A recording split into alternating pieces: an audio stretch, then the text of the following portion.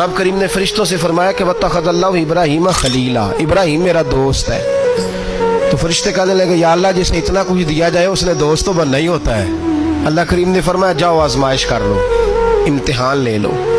फरिश्ता इम्तिहान लेने पहुंच गया। हजरत इब्राहीम के जानवर चर रहे हैं चरागाह में, हजरत इब्राहीम भी हैं, गुलाम भी हैं, बहुत बड़ा रेवड़ है। आप तशरीफ फरमाए। एक फरिश्ता आया तो खेत में छुप के बैठ गया। हजरत सैयदना इब्राहीम अलैहिस्सलाम खड़े थे तो वो खेत में बैठ के तस्बीह पढ़ने लगा, सुभान अल्लाह वल्हम्दुलिल्लाह वला इलाहा इल्लल्लाह। हजरत इब्राहीम कहने लगे ये मेरे रब का नाम कौन ले रहा है, बड़ी इसकी मीठी आवाज है, बड़ी कौन है। ढूंढने लगे, घूमते घूमते उसके पास चले गए। फरिश्ता इंसानी शक्ल में, तू मेरे रब का जिक्र कर रहा था? उसने कहा मैं ही कर रहा था। फरमाने लगे यार एक दफा फिर नहीं करता? तो कहने लगा इब्राहीम पहले तो मैं अपनी मर्जी से कर रहा था, तू कहता है तो पैसे लगेंगे, पैसे हैं तो कर देता हूं।